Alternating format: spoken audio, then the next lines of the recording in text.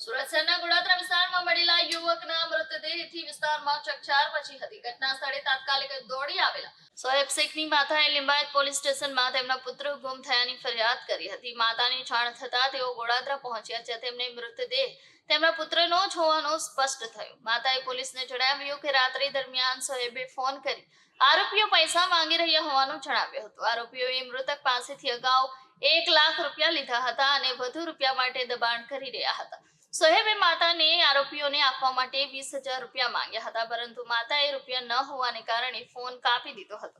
ત્યારબાદ સોહેબ રાતભર ઘરે પરત ન ફરતા પરિવાર ચિંતિત બન્યો હતો। સવારે તેની હત્યા થયાની જાણ થતા પરિવારમાં શોકનો માહોલ છવાઈ ગયો।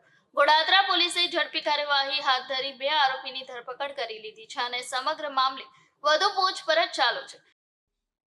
ગોળાદરા પોલીસ સ્ટેશન વિસ્તારમાં કેનાલ પાસે એક એસએનસીનો ખુલ્લો પ્લોટ છે। ત્યાં તારીખ 2 ડિસેમ્બરના રોજ સાંજે 6-7 વાગ્યાની આસપાસ પોલીસને માહિતી મળી હતી કે ત્યાં એક અનનોન ડેડ બોડી પડેલી છે, જેના પર મૂળ માર મારેલો છે।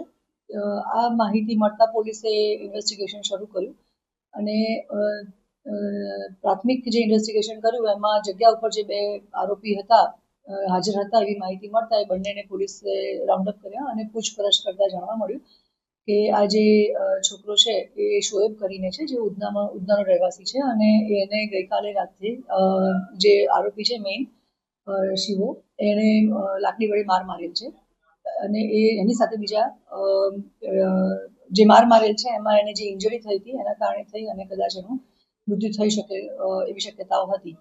તે અરસામાં લિંબાયતમાં પણ મિસિંગ માટેની એક લેડી આવ્યા હતા કે જે પોતે એના ભાઈ મિસિંગ છે એની મિસિંગની ફરિયાદ આપવા માટે આવતા ઉધના પોલીસ સ્ટેશન વિસ્તારમાં રહેતા જે શોએબ કરીને છે એના મધરને આ માહિતી મળતા એના મધર પણ અહીંયા ચેક કરવા માટે થઈને પોલીસે બોલાવ્યા કે જે અનનોન ડેડ બોડી મળી છે એ આપ આઈડેન્ટિફાય કરો કે આ આપનું સન છે કે નહીં।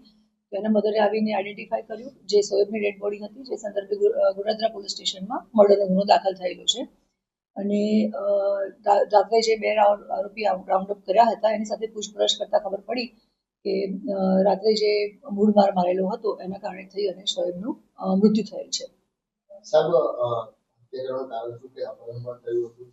આ લોકોની જે શોએબના મધરે જે ફરિયાદ આપી છે મર્ડરની, એના મધરનું કહેવું એવું હતું કે ફરિયાદમાં પણ ઉલ્લેખ છે કે રાત્રે 1 તારીખની જે રાત હતી એમાં સવારે 4 વાગે ફોન આવ્યો હતો શોએબના ભાઈબંધનો અને એના ફોન ઉપરથી શોએબે વાત કરી હતી એના મધર સાથે કે મમ્મી અમારે રૂપિયાની આ લેતી દેતી લેવડ દેવડ છે એમાં 1 લાખ રૂપિયાની માંગણી કરે છે, પરંતુ મારે ખાલી 20,000 રૂપિયા જ આપવાના છે, તો પૈસાની લેતી દેતી બાબતે 20,000 રૂપિયા તમે આપો। એના મધરે કીધું કે અમારી પાસે પૈસા નથી એમ કરીને એના મધર સૂઈ ગયા। સવારે ફરીથી 8 વાગે ફોન પર વાતચીત થતા પૈસાની લેવડ દેવડની જ બાબતની વાત ચાલતી હતી। એટલે જ્યારે ફરિયાદ આપવા માટે થઈ સોએબના મધર અહીંયા અમારી પાસે આવ્યા હતા, મેં આઈડેન્ટિફાય કરવા માટે મેં બોલાવ્યા હતા, ત્યારે પણ એ લોકોની પૂછપરછ દરમિયાન ખ્યાલ આવ્યો છે કે પૈસાની લેતી દેતીના સંદર્ભમાં જ એ લોકોને આ પ્રકારે મૂળ માર મારેલો હતો અને એનું મૃત્યુ થયેલું છે। સર, જે મિસિંગ છે એ ક્યાં છે અને એની સ્થિતિ શું છે અત્યારે? જે મિસિંગ છે બીજા, જેનું નામ છે ઇદ્રીશ કરીને છે, જે લિંબાયતના રહેવાસી છે, એ અત્યારે મળી આવેલા છે અને એમને પણ મૂળ માર મારેલો હોવાથી પોલીસે અત્યારે હોસ્પિટલમાં એમને ટ્રીટમેન્ટ માટે મોકલ્યા છે। પોલીસ રિપોર્ટ જે મેડિકલ સર્ટિફિકેટ આવશે એના આધારે અમે આગળની કાર્યવાહી એના પર કરીશું, પરંતુ અત્યારે એમની સ્થિતિ સ્ટેબલ છે। અત્યારે બીજી એક મિસિંગ છે, એની સ્થિતિ શું છે, એ ક્યાં છે? જે મિસિંગ છે એના માટે થઈ અને એ વ્યક્તિની જે આઈડેન્ટિફિકેશન કરવા માટે થઈ અને જે મિસિંગના બહેન છે અને એમના મામા છે રિલેટિવ્સને એમને અમને મહારાષ્ટ્ર મોકલ્યા છે।